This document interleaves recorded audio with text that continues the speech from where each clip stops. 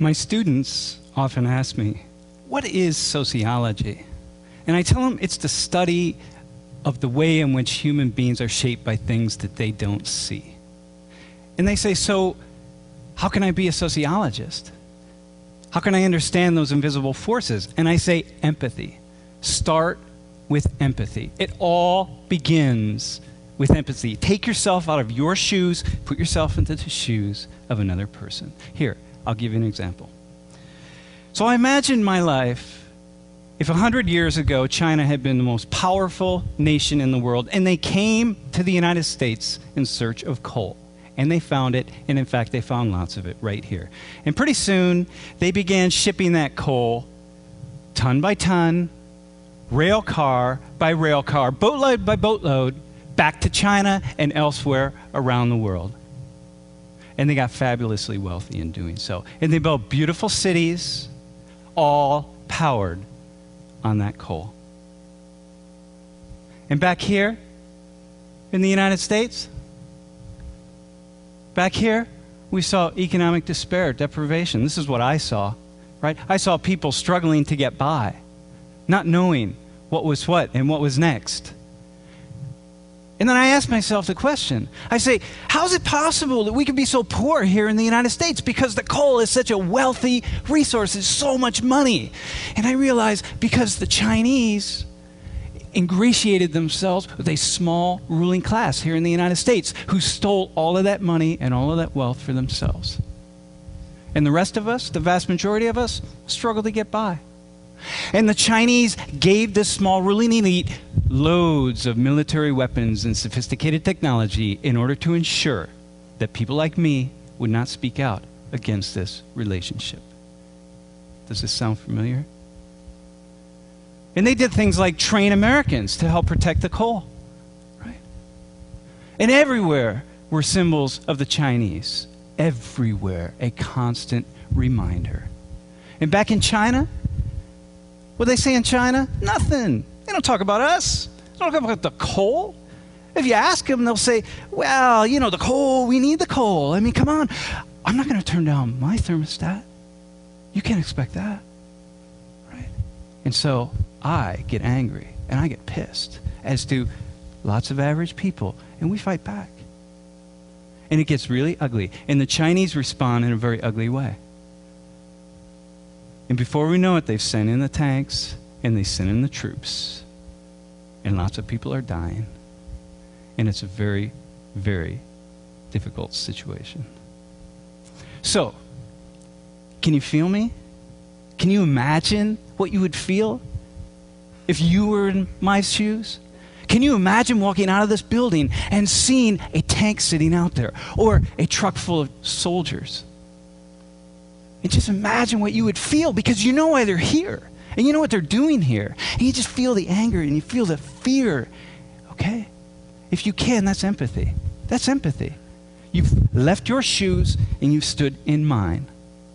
And you feel that. Okay, so that's the warm-up. That's the warm-up. Now we're going to have the real radical experiment. And so for the remainder of my talk, what I want you to do is put yourselves in the shoes of an ordinary Arab Muslim living in the Middle East, in particular in Iraq. Okay? And so to help you, perhaps you're a member of this middle-class family in Baghdad, and what you want is the best for your kids. You want your kids to have a better life. And you watch the news. You pay attention, you read the newspaper, you go down to the coffee shop with your friends, and you read the newspapers from around the world, and sometimes you even watch satellite, CNN, from the United States, so you have a sense of what the Americans are thinking. But really, you just want a better life for yourself. That's what you want. You're Arab Muslim living in Iraq. You want a better life for yourself. So here, let me help you. Let me help you with some things that you might be thinking. Number one, this incursion into your land, these past 20 years and before, the reason anyone's interested in your land, in particular the United States, it's oil. Come on, it's all about oil. You know that. Everybody knows that. People here back in the United States know it's about oil, right? It's because somebody else has a design for your resource. It's your resource. It's not somebody else's, right? It's your land. It's your resource. Somebody else has a design for it. And you know why they have a design? You know why they have their eyes set on it? Because they have an entire economic system that's dependent on that oil. Foreign oil. Oil from other parts of the world that they don't own. Right? And what else do you think about these people? Well, the Americans, they're rich. Come on, they live in big houses. They have big cars. They all have blonde hair, blue eyes. They're happy. You think that. It's not true, of course, but that's the media impression. That's like what you get, right? And they have big cities. And the cities are all dependent on oil. Right? And back home, what do you see? Poverty, despair, struggle. Look, you don't live in a wealthy country. I mean, you know, this is Iraq. Right? You don't live in this is what you see. You see people struggling to get by. I mean, it's not easy. You see a lot of poverty, and you feel something about this. These people have designs for your resource, and this is what you see. It doesn't feel good. But here, a couple other things, right? Something else you see that you talk about. Americans don't talk about this, but you do. There's this thing, this militarization of the world, and it's centered right in the United States. And the United States is responsible for almost 1/2 of the world's military spending. 4% of the world's population, and you feel it. You see it every day. It's part of your life. And you talk about it. With your friends, you read about it. Right? And back when Saddam Hussein was in power, the Americans didn't care about his crimes. When he was gassing the Kurds and gassing Iran, they didn't care about it. When oil was at stake, somehow, suddenly, things mattered. Right? And what you see, something else, the United States, the hub of democracy around the world, they don't seem to really be supporting democratic countries all around the world. There are a lot of countries, oil-producing countries, that aren't very democratic, but supported by the United States. It's odd. Oh, these incursions. Here, let me help you. These incursions, these 2 wars, the 10 years of sanctions, the 8 years of occupation, the insurgency that's been unleashed on your people, the tens of thousands, the hundreds of thousands of civilian deaths, all because of oil. You can't help but think that. You talk about it. It's in the forefront of your mind always. You say, how is that possible? Come on, right? And this man, he's every man. Your grandfather, your uncle, your father, your son, your neighbor, your professor, your student. Once a life, happiness and joy, and suddenly pain and sorrow. Everyone in your country has been touched by the violence, the bloodshed, the pain, the horror. Everybody, not a single person in your country has not been touched. So here, but there's something else. There's something else about these people, these Americans who are there. There's something else about them that you see. They don't see themselves, right? And what do you see? They're Christians. They're Christians. They worship the Christian God. They have crosses. They carry Bibles. Their Bibles have a little insignia that says U.S. Army on them. And they're leaders, right? They're leaders. Before they send their sons and daughters off to war in your country, and you know the reason, before they send them off, they go to a Christian church and they pray to their Christian God and they ask for protection and guidance from that God. Why? Well, obviously, so that when people die in the war, they are Muslims. They are Iraqis. They're not Americans. You don't want Americans to die. Protect our troops. And you feel something about that. Of course you do, right? And they do wonderful things, beautiful humanitarian things. But these humanitarians, I mean, because these people, they're there. You know, you read about it, you hear about it. They're there to build schools and help people, and that's what they want to do. They do wonderful things, but they also do the bad things, and you can't tell the difference. And so you don't. And this guy, you got a guy like Lieutenant General William Boykin. I mean, here's a guy who says that your God is a false God. Your God's an idol. His God is the true God. The solution to the problem in the Middle East, according to him, is to convert you all to Christianity. Just get rid of your religion. And you know that. Americans don't read about this guy. They don't know anything about him. But you do. You pass it around. You pass his words around. I mean, this is serious. You're afraid. He was one of the leading commanders in the second invasion of Iraq. And you're thinking, my God, if this guy is saying that, then all the soldiers must be saying that. Right? In this word here, George Bush called this war a crusade. Man, the Americans, they're saying, crusade, whatever, I don't know what that means. You know what it means. It's a holy war against Muslims. Look, invade, subdue them, take their resources. If they won't submit, kill them. That's what this is about. And you're thinking, my God, these Christians are coming to kill us. This is frightening. You feel frightened. Of course you feel frightened. Right? Of course you feel frightened.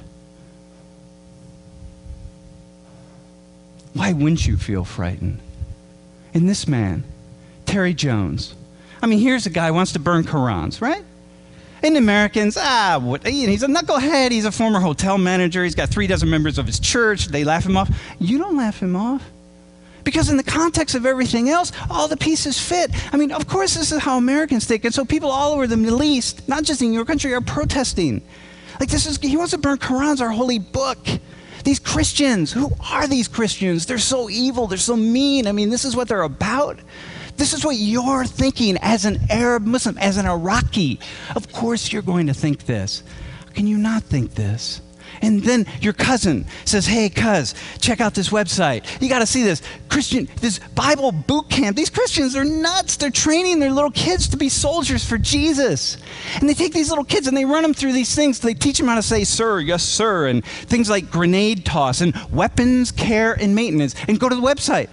It says U.S. Army right on it. I mean, these Christians, they're nuts. How would they do this to their little kids? And you're reading this website, and of course, Christians back in the United States, or anybody says, this is some little tiny church in the middle of nowhere. You don't know that. For you, this is like all Christians. Like it's all over the web, Bible boot camp. And look at this. They even teach their kids. They train them in the same way the U.S. Marines train. Isn't that interesting? And it scares you, and it frightens you. So these guys, you see them? You see, Sam Richards, I know who these guys are. They're my students, my friends. I mean, I know what they're thinking. You don't know. When you see them, there's something else, right? There's something else. That's what they are to you. We don't see it that way in the United States, but you see it that way, right? So here, of course, you got it wrong. You're generalizing. It's wrong. You don't understand the Americans. It's not a Christian invasion. We're not just there for oil. We're there for lots of reasons. I mean, you have it wrong. You missed it. And of course, most of you don't support the insurgency. You don't support killing Americans. You don't support the terrorists. Of course you don't. Very few people do. But some of you do, right? And this is a perspective. Okay.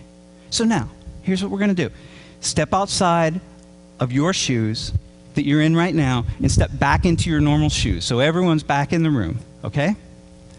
Now here comes the radical experiment. So we're all back home. This photo, this woman, man, I feel her. I feel her. She's my sister, my wife, my cousin, my neighbor. She's anybody to me. These guys standing there, everybody in the photo, I feel this photo, man. Okay, so here's what I want you to do. Let's go back to my first example of the Chinese. Okay, so I want you to go there. So it's all about coal, and the Chinese are here in the United States. And what I want you to do is picture her as a Chinese woman receiving a Chinese flag because her loved one has died in America in the coal uprising. And the soldiers are Chinese, and everybody else is Chinese. Okay? As an American, how do you feel about this picture? What do you think about that scene? Okay, try this. Bring it back. This is the scene here. It's an American soldiers, American woman who lost her loved one in the Middle East, in Iraq or Afghanistan. Okay? Now, put yourself in the shoes. Go back to the shoes of an Arab Muslim living in Iraq. What are you feeling and thinking about this photo, about this woman?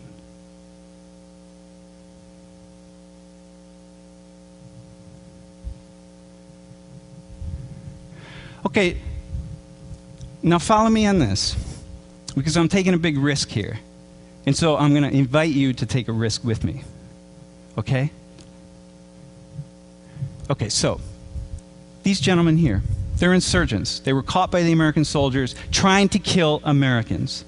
And maybe they succeeded. Maybe they succeeded, okay? Put yourself in the shoes of the Americans who caught them. Can you feel the rage? Can you feel that you just want to take these guys and wring their necks? I mean, can you go there? It shouldn't be that difficult. You know, you just feel, oh man, right? Okay, now, put yourself in their shoes.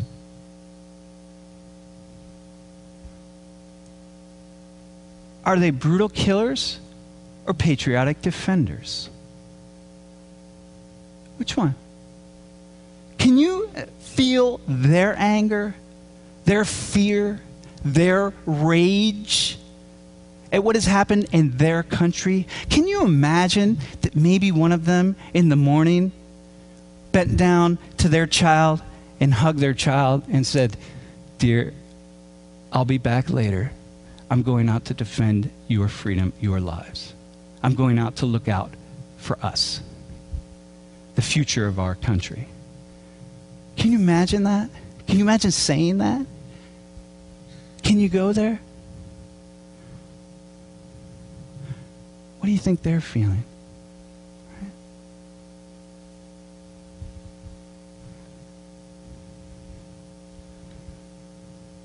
You see, that's empathy, right? It's also understanding. Now, you might ask, okay, Sam, so why do you do this sort of thing? Like, why would you use this example of all examples? And I say, because you're allowed to hate these people, right? You're allowed to, just hate them with every fiber of your being. And if I can get you to step into their shoes and walk an inch, one tiny inch, then imagine the kind of sociological analysis that you can do in all other aspects of your life. You can walk a mile when it comes to understanding why that person's driving 40 miles per hour in the passing lane, or your teenage son, or your neighbor who annoys you by cutting his lawn on Sunday mornings. Whatever it is, you can go so far.